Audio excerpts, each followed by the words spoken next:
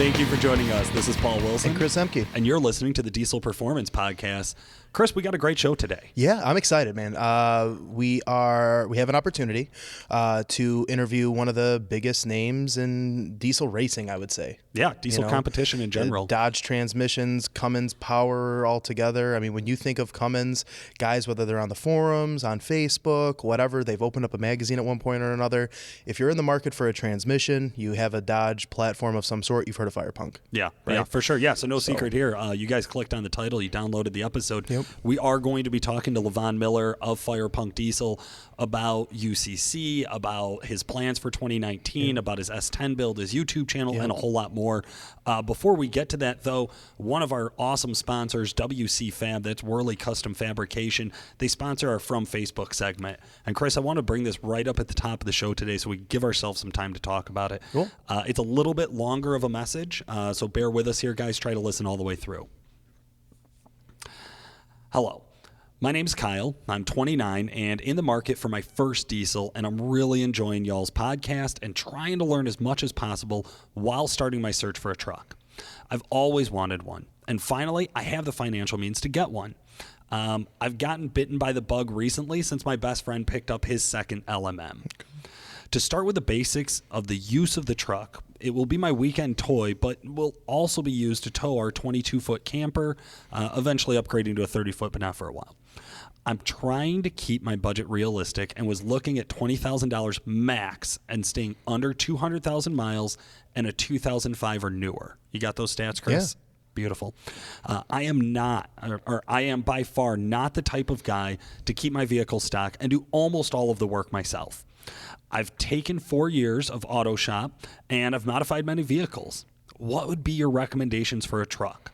Some of the ones I've been looking at are a 3rd gen 5.9 Cummins, a 6.0 Power Stroke, knowing they have issues that need addressing, and I would love a Duramax, but within the $20,000 price tag, I'm looking at a slightly higher mileage model.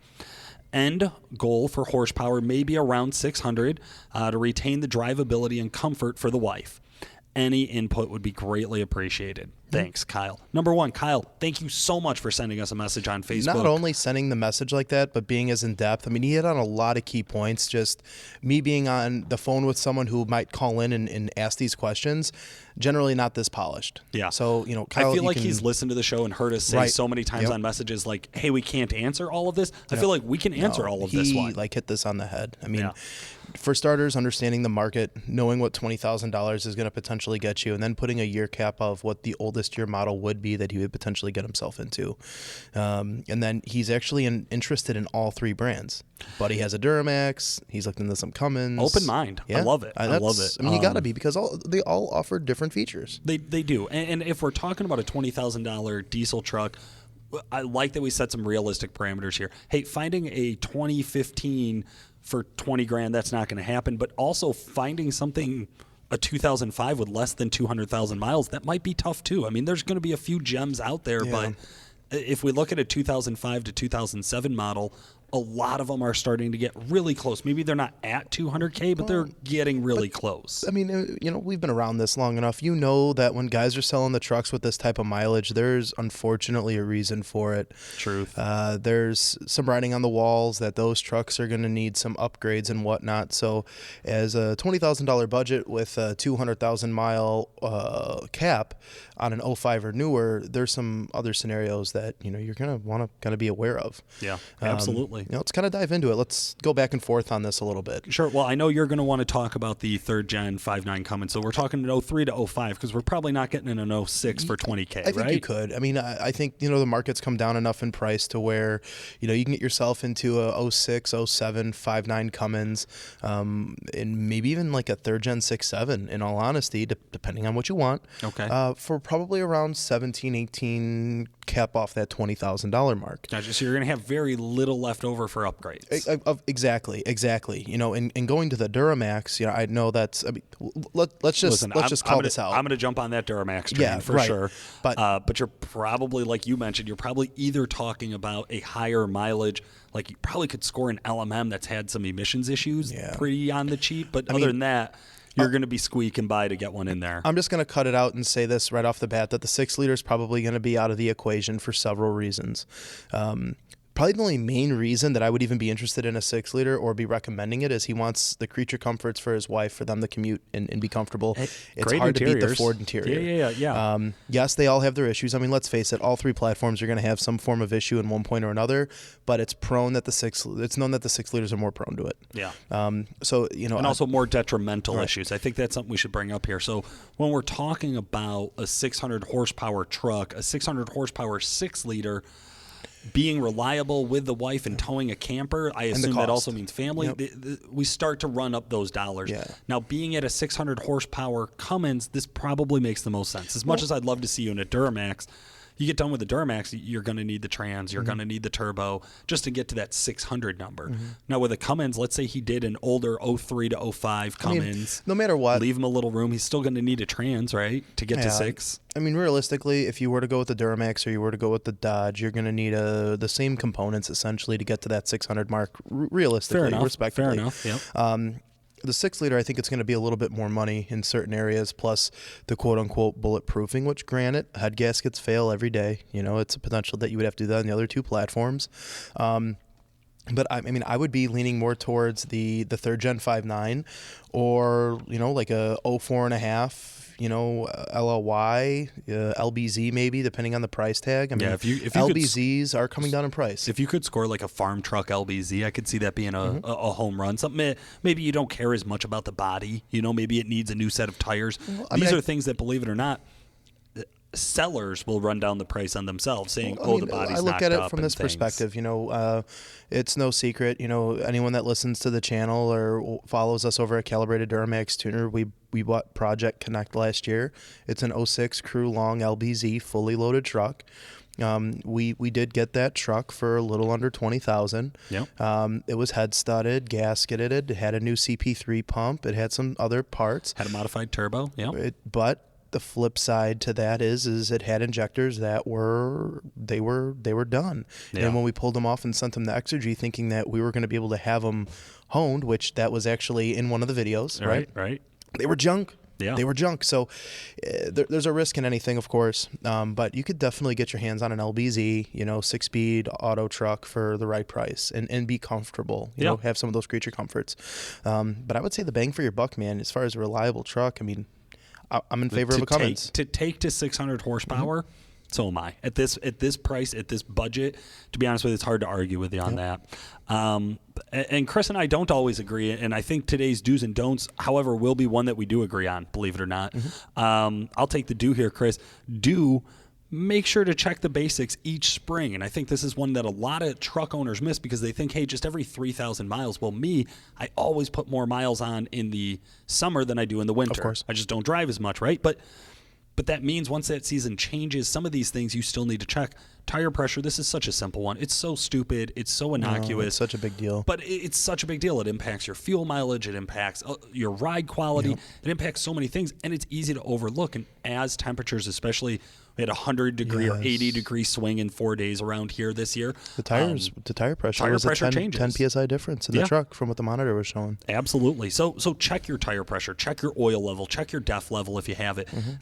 These are things. Go through, do all the basic checks. If you had a 16-year-old child and you were teaching them, here's the basic things you need to check on your truck, go through and check that shit every spring. You need to do it. I check, and I mean, you can be more anal attentive. I do mine once a week. I do check my oil. I check, window washer fluid, trans, fluid. I'm that way. I like to be more in tuned. Sure. And don't run everything to empty. Don't run the windshield washer fluid all the way down. Like, don't have the alert come on and then keep going, because you're going to be in a scenario. I know someone that just did this. They woke up one morning. They went to go start their vehicle. The windshield was frozen over. They didn't have a chisel. They went to go windshield wash their truck windshield, and they had no washer fluid. Good job, dumbass. That happens. Also helps burn out the motor when you don't have fluid in there and you run it. So, it's just a really good way to cost you more money. In DEF, with the weather lately, it's been a tough one. Guys call in, I'm having DEF heater issues. I'm having contaminated, DEF fluid. Oh, okay, well, has the truck been sitting? Well, yeah, the truck sat for a while and it was on empty. Well, why are you letting the truck sit with the DEF tank on empty? Yeah. Moisture is going to build up. So keep that stuff topped off. When it goes to a half, fill it back up. DEF, so many times guys will be on the phone like, oh, I want to delete the truck. I'm tired of, adding in the rat piss, they call it, or whatever. Dude, it's $10 for 2.5 gallons. Get over it. Which lasts you a long time, Yeah, 5,000 miles. It lasts you, quite a few thousand miles. You're driving, even the worst scenario, on an LML, you're still paying $30,000. Right. It's $10. Get over it. Like, honest to God. It's just little things like that. It's like a neglect and maintenance. It is. And hey, listen, if you are the guy who neglected your maintenance, or if you're just the guy who had some problems, you're probably also running with a tuner and you're trying to figure out, how do I diagnose this problem? Duramax Tuner, Calibrated Power, Diesel Insights video just came live on those YouTube channels, so you can go to either channel. I do suggest the Duramax Tuner one. Search for Diesel Insight videos. We got a great playlist there with, I think, 70 plus videos now. We just published one on data logging. Yeah. So walking you through what is it like. We gave you the example scenario of an LLY with a low rail pressure issue. Nick walks you through kind of how to data log, what we review when we look at a data log, and just a lot of other good information around this. And data logging isn't something that's unique to EFI Live. We've had a lot of other tools and platforms that have data logging. Custom tuning softwares and hardwares that can do that. But. So regardless of what your truck is or what your tuner is, if you're looking to figure out what the issue is, go watch that video, get some ideas, and maybe that'll help get you down the road. All right, I guess I'll handle the don't here. Kind of want to touch base on a don't too. But don't ignore small, leaks of any kind, oil, coolant, things like that.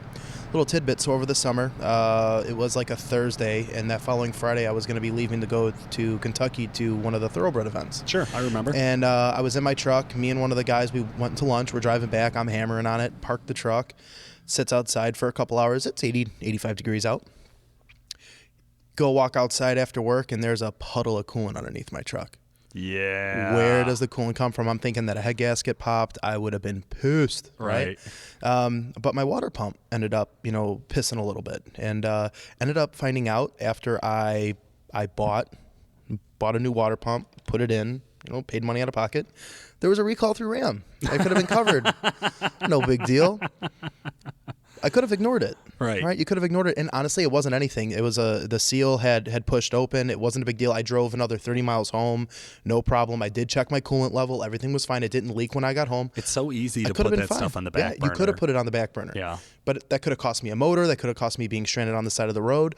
So when you see little minute leaks, if you see any dripping of any kind, I park my truck in my garage in the same spot every night. And when I back it up, I look in that spot. Do I have any leaks?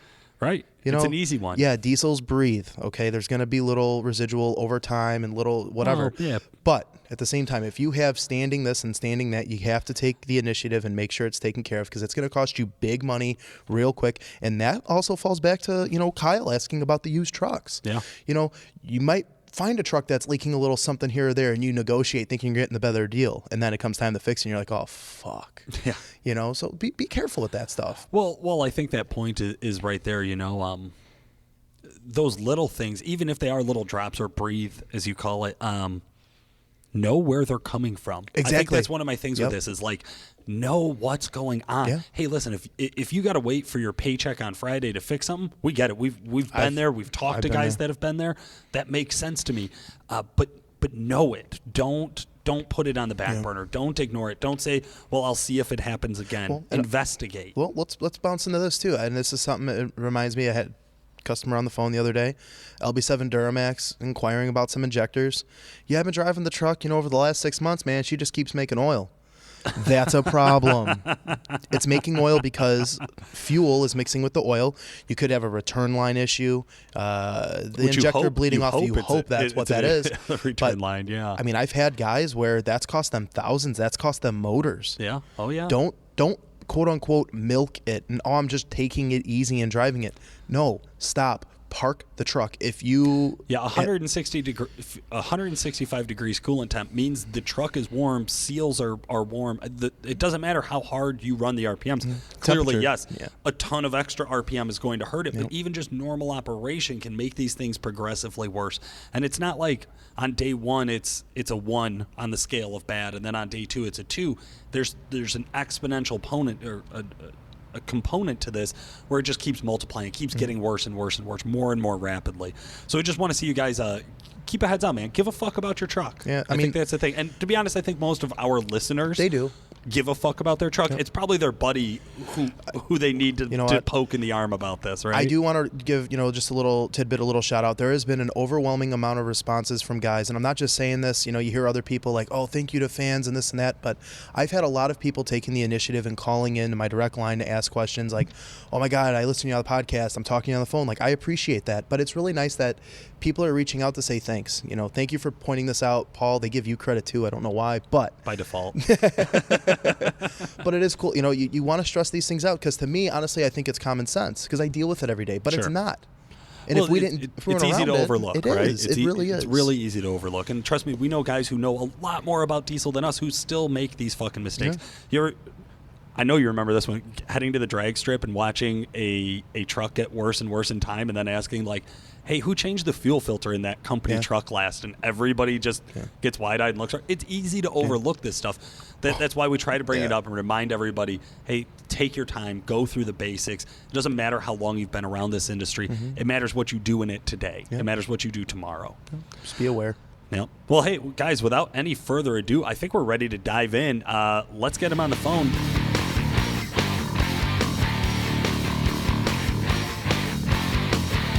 All right, guys, and Calibrated Power sponsors our special guest today. He was the 2014 and 2015 DPC champion. That's Diesel Power Challenge. Yep. First place winner of the 2016, 17, and 18. That's all of the Ultimate Call-Out Challenges. Pro Street Points Championship. He's won that. Pro Street record at 497 at 151 miles an hour and 788 at 181 miles an hour. I'm going to assume that's the difference between eighth mile and quarter mile there. We have Lavon Miller. Lavon, how the hell are you? I'm doing good. How you guys doing? We're doing great, man. Doing great. Getting excited for this cold weather to finally break. We are freezing up here in northern Illinois. I'm done with it. We're the same way. We've got a bunch of guys that are itching for the weather to break so we can get this itch of racing out.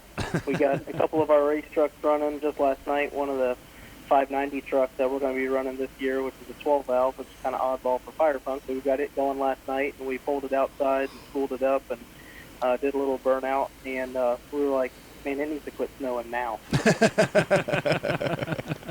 That's it. It's like, I can stay inside and only watch so many videos before I'm like, I need to be doing something. I need to get out there. At this point in the winter, you're achy, you're moody. Like, Paul, we were just talking before That's this. Just you he is all like, the time. No, it more so when it's like this. You get cooped up. It's just like this weather's depressing. You just want that for a peace of mind to clear your head. Yeah, man. Go to the racetrack. Hey, if we're talking about clearing our head, we got Lavon Miller here. Lavon, you have probably accumulated, at least in the last 5 to 6 years here, more records and more titles than anybody else in the industry. I think right at the top of the show, I just want to kind of ask, what's helped you be so successful in diesel competitions? Well, first of all, I feel extremely blessed for the success we have had because I look back, look over our trophy shelf, and there's a lot of them. But really, I didn't win anything in my life until I won Diesel Power Challenge, and it was like it flipped for me. It was one of those things that we were kind of. I waited in business I started doing truck stuff in 2005, really hardcore, and that was as a hobby. And then 2009 is when we started it as a business. 2010 is what was my first full year. But I kept all my money in the business. We didn't really build a big truck. I had a twin-turbo VP truck for a while, which you can spend all the money you want on those, and it'll never amount to just absolute greatness. But, I kind of waited till I went to Diesel Power Challenge with Bain and Wehrli in 2013, and I went out there and I saw the caliber of trucks that was there, and I was like, man, I'm pretty sure I know what it would take to win that challenge, because I had just put a truck together for a customer that had 200% overs and a 6640 Ford twin setup on it with a pretty, the built bottom end, and that thing absolutely ripped, spooled fast, and that's what I did, is I signed up for that, and with that exact recipe, and we went to CPC 2014 and won, and it was kind of like the start. Like I think I had seasoned myself enough to where I had been around the block and had broken up parts that I kind of had a good idea of what it took to succeed at that point. And my younger brothers were old enough at that point to help, and we had a good team. And it takes the whole conglomeration of good parts, good people, and good shops to team up with for fuel systems and engines and the whole 9 yards. So many gems in there, huh, Chris? Yeah. I mean, number one, it's something that we hear so common from guys at the top of this industry, talking about the failure, all the times that things went wrong, Right. and all the shit that broke, and all the times that you bought from the wrong vendor, you put the wrong set of parts together, and it takes a lot of experience to kind of whittle that down to figure out what's the right recipe for success. Speaking of, one of the key components to your recipes for success has always been the Cummins. I don't think I really got a chance to push back on you very much about this last time we had you on the show. Why the Cummins, man? Like, why not the Duramax or the Power Stroke? Like, why have you always been such a Cummins nut? First of all, if you open all 3 hoods, tell me which one you want to work on. That's kind of a no-brainer, because you can actually get to everything on a Cummins. I always liked the Dodge trucks growing up, but I wasn't like a Dodge Ram nut. Like I wasn't like a diehard. I mean, I really didn't get into Dodge Cummins that much until my dad got one for, he just got it for around the farm and work back in 2004, maybe it was 2003 when he bought it. But I bought a 2001, it was 2 years old. It was a really nice truck. And coming from a Ford with a 360 in it, we couldn't believe how much power it had for towing a trailer. And then, you find the forums, and I was on Cummins forum and then CompD in 2006. And as a 19-year-old that has a need for speed, you quickly find out that you can spend $500 on a programmer and pick up 120 horsepower, and then the rest kind of follows this whole recipe. And that's kind of how I started with the Cummins. My dad had one, and I got addicted to the sound and the horsepower, and I'm a Dodge guy. That's guess how it is now. Yeah. I dig it. I mean, most of the time, guys that have Dodges, we've made this comment before, they never say I own a Ram or a Dodge. It's I have a Cummins. That's what you take pride in with the trucks. I like the trucks myself, but sure, it's the engine. They're simplistic, easy to work on, and I agree with you. You pop the hood. What do you want to work on? I'm no mechanic. Yeah. Ain't that the truth? So, all right. I mean, at the end of the day, brand loyalty is important, because you never sell a Dodge to a Ford guy, and you never sell a Ford to a Chevy guy, because they're all going to break. And if you sell a guy that's brand loyal to another brand, a different brand, the minute that anything happens, I mean, God forbid the tires wear out, they're going to blame it on the brand. Yeah, the brand was a piece of shit. Go back to the Ford. Exactly. No, that's true. That's just kind of what I've picked up from it. But I really like the Cummins platform, the inline 6, and it's something that I've learned, and that's what we focused on.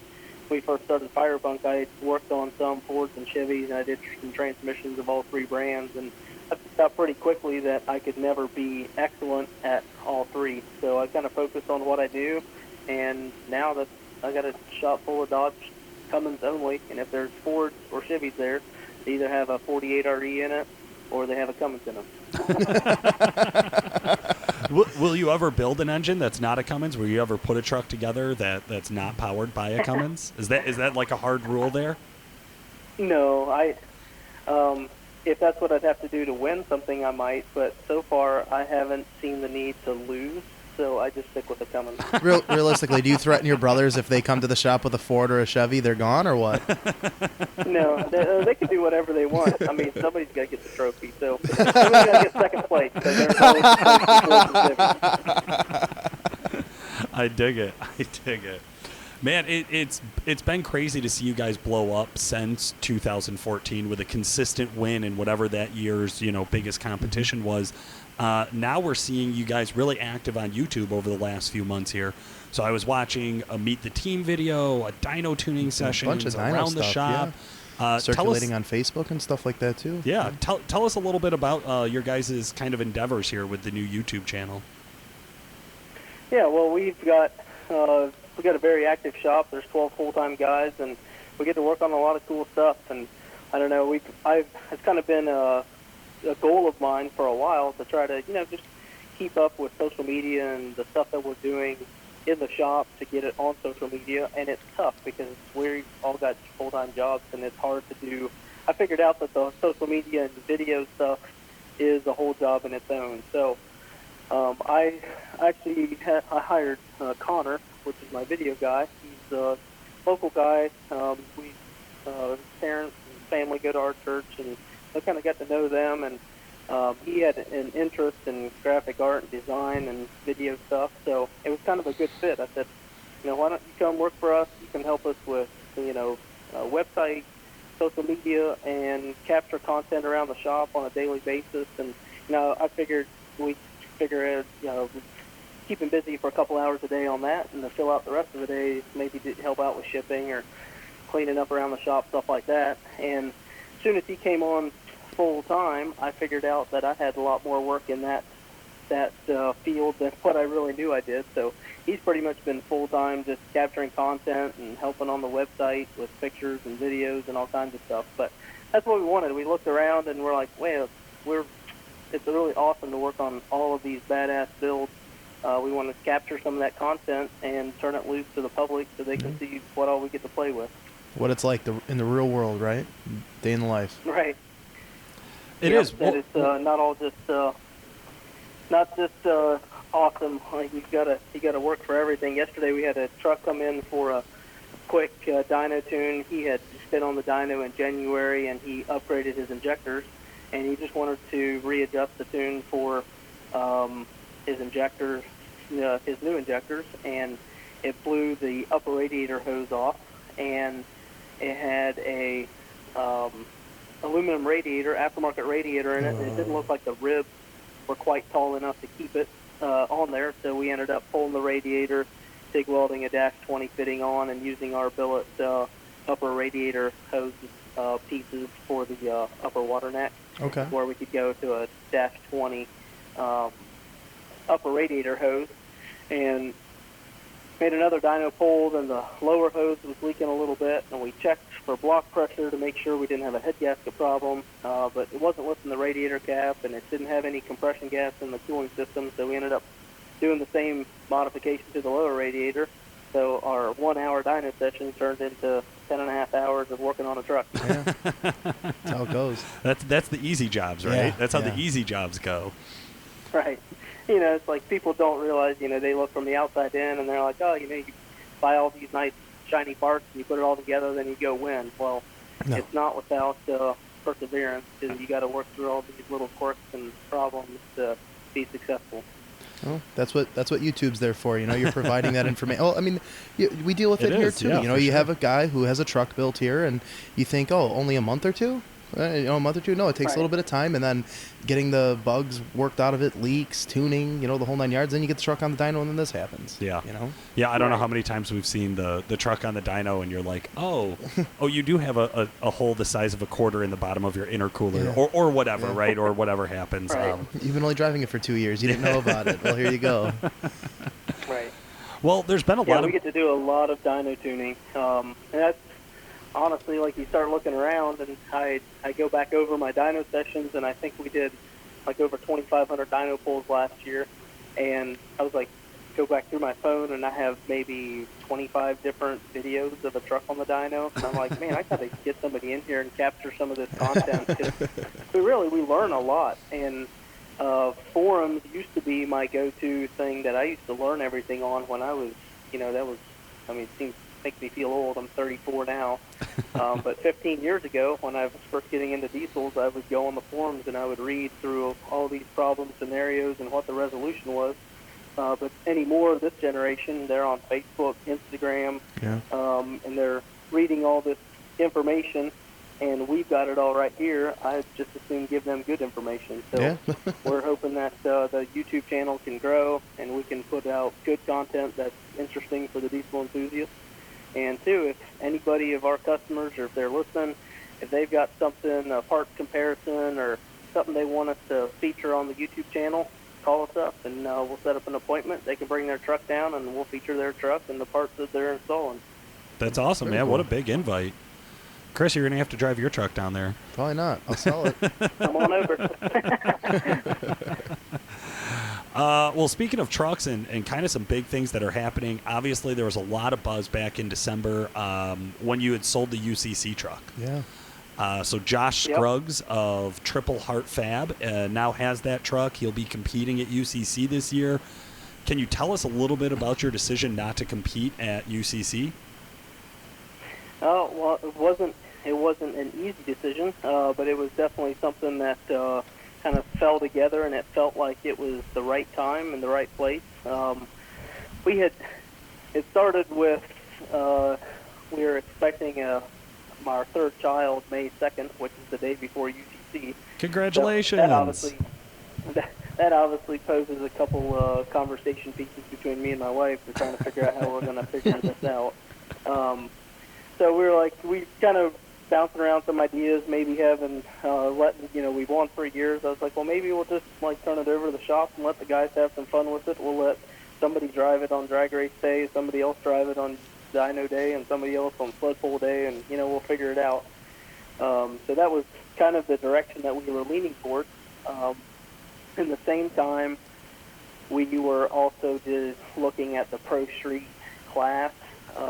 We've gone, we were certified for 5.0s in the 8s, and we've been looking for a 4-second pass for 2 years, and we finally got it at Rudy's Fall, won a 497 at 151.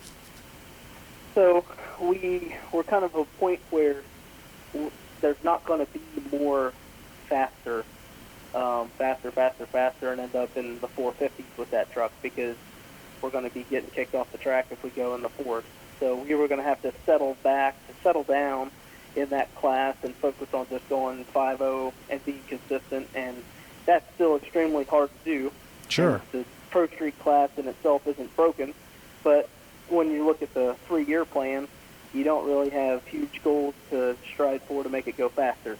So that combined with having a baby the same weekend as UCC, and about the same time, Josh Scruggs made us a respectable offer for the truck as a roller, so we pulled the power plant and everything out of it. That was kind of like an offer came in on Friday, and Monday I called him and said, let's do it. So oh, wow. It was a hard decision, but 3 days I just said, if I don't just say yes or no now, I'll probably never be able to decide. So that's how it all went down. That's really interesting. So sometimes it does just come down to good timing, right? To where things kind of align and you're able to make that decision or help make that decision easier. Where does that leave you for next year? What does 2020 look like? Would you plan on coming back to the UCC, and would you have to go through the qualifier bracket? I don't know. I have not really thought about that. The ultimate call-out challenge is, it's cool. You have to build a well-rounded truck that can do everything, but it is an extreme amount of work. It's a financial strain on a business, but it does pay off in recognition if you can succeed and you can capitalize on it. I had a couple guys ask me about that, can you just start a business and throw all your eggs in one basket, build the baddest ass truck there is, and go out and win something like UCC and be put on the map and succeed? Well, you can get a bunch of brand recognition by winning a national event like that in one weekend, and your phone's going to probably ring the next week. But if you don't have the team and the facility to capitalize on that brand recognition, that win really doesn't actually make you any money. Gotcha. That's a really good point to make. It's not just having people call you, right? You actually have to be able to deliver after that and be able to hold a reputation, have an infrastructure built to support that type of flood of calls. Also, I think one of the differences, I kind of wonder to hear, what was the difference or the impact on your business from 2015 with your second win of DPC compared to 2018 with your third win of UCC? By this time, you had already moved miles up the ladder from where you were back in 2013 before any of this started. So Right. what did that difference to your business look like after the 2015 win compared to after the 2018 win? We were on a growing trend, significant growing trend before we even won DPC 2014. But if you go back and you kind of look at our business model and you look at the growth, you can tell directly DPC win 14, then 15, then UCC 16. Each one of those had a percentage of growth jump like in the following 2 months after the event. But it's still just kind of, it wasn't really just a bump and then it leveled back out. It just kind of continued that original growing trend that we had before we even won any of those events. But in the 2018 win, we didn't see that significant bump in growth like we did in 14 through 17. And I think it came to the point where, like, now people are expecting you to win. When we started DPC, we were the underdog. We were the kids, out in between cornfields that they wanted to come out and see a Dodge finally go out and just kick butt at DPC. And then UCC, we built this truck and we kept it a secret, and it was fun. Like that was some of the best times I can think back over the winter of 2015, building a UCC truck and not telling anybody about it, and then like being on the way to Rudy's and making a post that, the quad cab is not the UCC truck and we built something new, and like everybody's like, no way, and then it seemed like everybody was cheering for us. But then you go 3 years later, and then somebody else, they're ready to see somebody knock us off our ladder, and that's not bad. It's just how competition works. So I didn't see significant growth in UCC to where it would just sustain to continue to putting a substantial amount of money in the event. But if I'm going to go to an event like that, I'm going to play to win. I mean, that's just kind of how I like to do events. So I guess, a couple things here. The regular cab, there was a series of modifications to the chassis and placement of the motors over the years. You post that stuff on, right. He was on the Cummins forum stuff for a while. I haven't been on there for a while, but on Facebook and things like that. That was a learning experience for you with that truck. Letting go of that truck the way you did to Josh Scruggs. I don't believe that you're out for the count for good. You might take a sabbatical for a couple of years, but when you come back, well, we have a really unique opportunity with racing the S10 and the Pro Mod class. Okay. That is a customer-owned project. It's customer-owned by Edgar Articona out of Texas, and they have a Save the Racks charity foundation, and that's kind of the promotion behind the event, or behind that truck. His wife had stage 4 breast cancer, and she came through it and survived, and now he wants to promote his charity and breast cancer awareness, and he wants to. It's really it's a good tool for him to go out to the track with his family and his wife and kids, and it's fun for us because we get to build it and then we get to campaign it. So we have a big opportunity in figuring out the two-wheel drive side of the chassis, because we've been four-wheel drive this whole time. So now we kind of have a recipe that works for a four-wheel drive. So customers coming to us looking to build a four-wheel drive chassis, we take what we learned in the Pro Street UCC truck and we apply it to what we're recommending to customers. And now we're trying to learn everything we can possibly learn on what's it take to make a two-wheel drive chassis go as fast as it possibly can at the Pro Mod level. Mm-hmm. So that's kind of what we're focused on for 2019. And there's some talk about a new build for 2020, but those are not finalized plans. But we have some things that we've been hashing around on what we're going to do. Can you explain to maybe our newer listeners the difference between a Pro Street and a Pro Mod truck? The biggest difference, like Pro Street, there's a couple different rules that will not allow you to make your vehicle lighter than 4,500 pounds. That's really the biggest difference. Like, you take horsepower plus weight. I mean, the lighter you can make your vehicle, the less power you need to make to go the same speed. So when you're limited to a 4,500 pound vehicle, it takes a lot of horsepower to get that massive weight accelerating quickly. In Pro Mod, there's no limit in how light you can make it. So we can go, full tube chassis, fiberglass body, fiberglass cab, doors, bedside, whole 9 yards. We're putting carbon fiber tubs in it. You're trying to get an aluminum billet engine, aluminum head. You're trying to make it as light as absolutely possible so that all the horsepower you have will net you the best ET. And the heavier Pro Street trucks are just handicapped because of the weight that they are at 4,500 pound minimum. How light can you get a Pro Mod truck down to? I mean, what's the average or the bottom of this, or the goal? The average of what is on the track, like in the 2018 season that we raced with, we raced at a race weight of 3,275 pounds last year in the F10. There are some vehicles in as much as 3,800, and I know that we're the calculations that we've done, if we would build a best of the best chassis in the Pro Mod category, we think we could be a race weight with a driver around 2,650. Oh, wow. Maybe 2,700. Shit. That's incredible. So that's kind of the direction that we're leaning if we build a new platform for the 2020 season. It's kind of going towards, like, let's build the absolute best, lightest chassis we can that's still a door car, and put a Cummins engine in it and just see really how fast can you make a door car go. Wow. But it's a significant financial investment. And then you look at if you transfer that vehicle over into some gas classes, if you want to go out and play in some radial tire, small tire races, or even some no prep, it kind of poses a problem because some of those classes have rules that you have to have a steel cab and a steel roof and quarters. And some of them, like if you want to run in the radial versus the world class that they just had at Lights Out, I mean, some of those cars are making 5,000 horsepower. Jesus. And I don't really think we have the horsepower available to compete in that class on something that we can stage through a converter. You know, you can add monster turbos, and I mean, the sky's the limit maybe on making horsepower, but a lot of these super stock tractors or stuff that are making 4,000 or 5,000 horsepower, you're not going to be able to stage that turbo setup in a converter and stage it in the beams and race.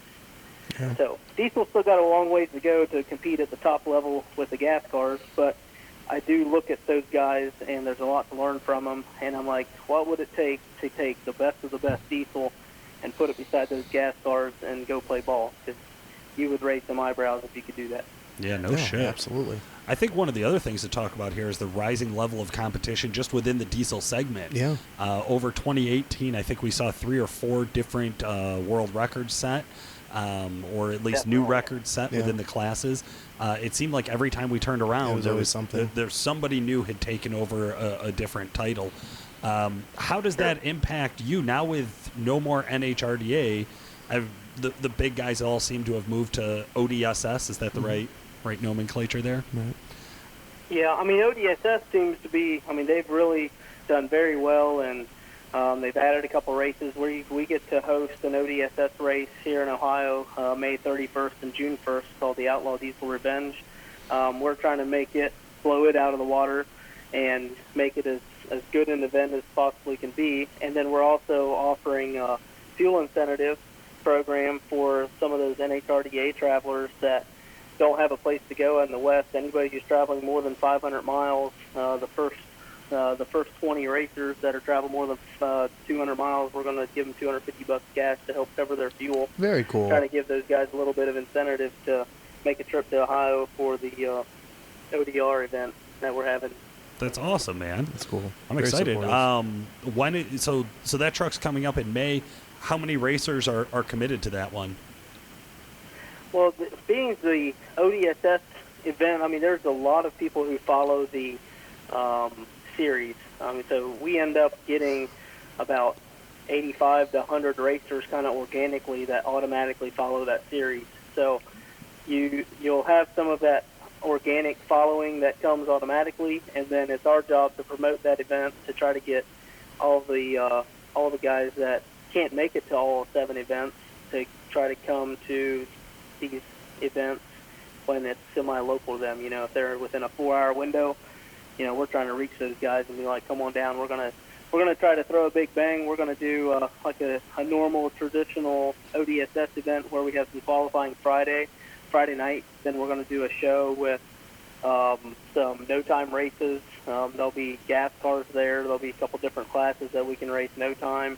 There'll be some jet cars Friday night. And then Saturday we're going to have X-Town Performance is going to do a show and shine at our event. Thoroughbred Diesel is going to hold a dyno competition at our event. And then ODSS is going to have all their racing throughout the day Saturday, all the way through the semifinals. And then we're going to have a Outlaw Diesel Revenge finale that's brought to you by Hot Shot Secrets, going to sponsor that. And we're going to open the evening with a flyover. The Right Pad Air Force Base, we're working with them, trying to get the National Honor Guard to present the colors during the National Anthem, have a formal evening show where we have all the semifinals and finals of all the diesel classes in the Saturday evening show, along with some jet cars. Bill Lutz and Dean Kearns with Stinky Pinky are come out and going to do some grudge racing. We're going to have just an action-packed 2.5 hours on that Saturday night, and we're going to try to get as many people to this show as we can. That's awesome, man. Yeah. Chris is literally sitting here with his jaw on the floor. He has no idea what to say. That's impressive. That's a huge show, man. That's a lot of action to pack into a short amount of time. What we're trying to do is a lot of people go to these diesel events, and it's 2 days of just kind of, there's action, but there's vendors and there's some dyno here and there, and it's kind of like it's spread out so much you can't hold a family's attention for 2 full days. Right. So what we want to do is we want to introduce to the general public what the baddest ass of diesel racing is. So instead of trying to hold their attention for 2 full days, we'll do a Friday night show and we'll do a Saturday night show. The Saturday is going to be the premiere. And, I want a packed house where everybody can come out and they're like, wow, I never knew a diesel could go so fast. And they get to see jet cars, and they get to see some grudge racing. And, the kids are going to be like, I want to go back that next year. And I think that's what we need to do to grow this diesel event. We have to get other people outside of the diesel world excited about watching us, because if it's boring to everybody else, and then we're just racing ourselves. Yeah, I love that. That's so cool, man. Well, I'm really excited to see what Firepunk puts out there for 2019. It sounds like you guys got a lot of plans and a lot of big goals. I assume your team will still be at the show for sure, right? Yes. At UCC. Yeah, we're going to be a sponsor at the show, and we're actually going to be racing the S10 in the Pro Mod Shootout at UCC. So we'll be there. We're going to be active. We're supporting the event. Like, I'm going to be there if I have a baby 2 weeks early, but if I have a baby that weekend, I probably won't be there. Yeah, well, that seems logical. Yeah. We'll let it slide this year, Lavon. I don't want to hear this shit next year. No, we're excited about 2019. I've kind of come to the point where I knew I needed to do a lot less racing and stay home with the family, or I need to figure out how to accommodate the family. So this year we bought a bus that we can tow the race trailer with, and then we're going to bring the family to events. And I think I didn't want my kids to grow up repulsing racing because dad's never home. So that was either going to be the case, or they're going to make their best memories they ever had growing up at the racetrack. So this year I'm hoping to still be just as active as we ever were. We're just going to be bringing the family along, and it'll be a good time. That's so cool, man. Well, congrats again on expecting the new baby. We're excited for you. Definitely want to see your team out there at UCC, and maybe you'll make it along as well. Anybody you want to give a shout-out to, Lavon?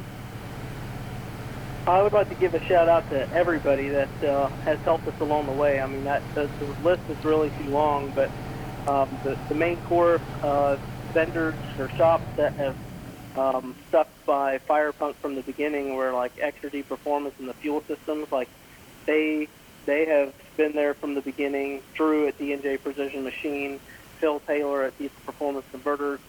Those are people that have, we've teamed up with them, and they have helped our success as much as we've helped our own, because we couldn't do Diesel Power Challenge, UCC, all the dyno testing we've done without companies like that being willing to put some of their own sweat equity in, finding the next level and all that stuff. So there's always that. It's funny that you asked that, because I look at, I just saw an internet argument this morning they were talking about whose injectors are better, and there was people mentioning all these different companies. You got CDP and S&S and industrial injection and BD and all these people selling injectors, and which one's the best? And when you asked me who I want to thank, that kind of posed that question of who is the best. And I really think the best answer I can give for the general public on something like that is when when a shop like Firepunk teams up with Exergy or D&J or DPC, that we know that they have done the best for us personally, and it's about relationship.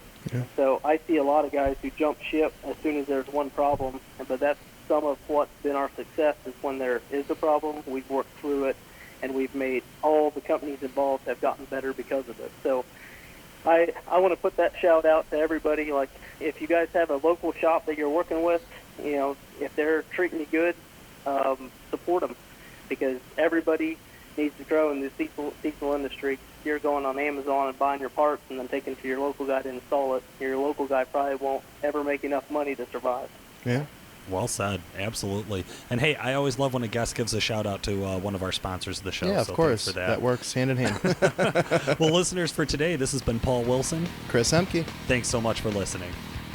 The Diesel Performance Podcast is brought to you by Calibrated Power Solutions, home of DuramaxTuner.com. Calibrated Power develops emissions-equipped calibrations for a wide variety of diesel powertrains, including the Duramax, Cummins, Power Stroke, John Deere, Case, New Holland, and many more. For more information and great customer service, check out calibratedpower.com or call 815-568-7920. That's 815-568-7920. I mean, God forbid the tires wear out, they're going to blame it on the brand. Yeah, the brand was a